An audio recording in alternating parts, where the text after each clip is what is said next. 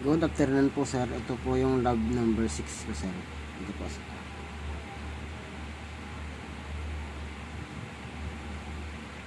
Ayan po siya sir. Ayan sir.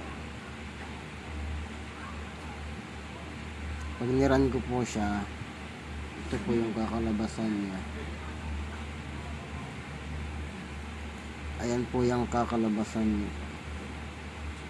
Ayan po yung mga sagot. Ito po yung X. Ito po yung sa error. Ito po yung sa R.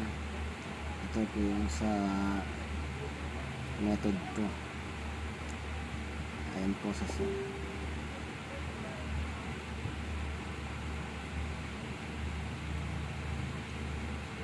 Declare ko lang po siya sir. Declare. Next naman po sir is dito naman ako sa practical exam sir. Sa practical exam. Ito po yung code ko sa practical exam. Ayan po siya sir. Ito po yung pag niran ko po siya, ito po yung kakalabasan niya sir. Ayan po siya. Ayan po siya sir. Yung kakalabasan. Yung hindi pala applicable yung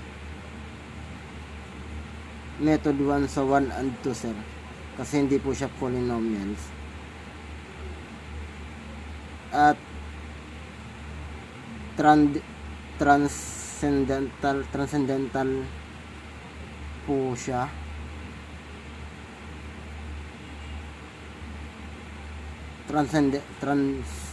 Transcendental po yung 1 and 2, kaya po method 2 lang po yung pwedeng ma-apply dun sa. Ayan po siya. Kaya po yung method ay yung 1 and 2 po is method 1 lang po yung applicable dun. Hindi po siya applicable sa method 2 kasi po hindi po siya kasi polynomials, hindi po siya polynomial. Okay? Kasi hindi po siya polynomials. Ayan po siya. Ilan ko po ulit ito sa samahan ko lang po sila.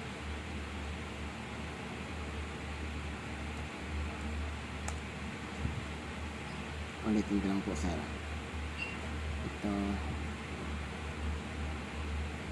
Ito po yung sa lab 6. Then ito naman po yung sa practical sir. Ayan po sir. That's all po sir. Thank you.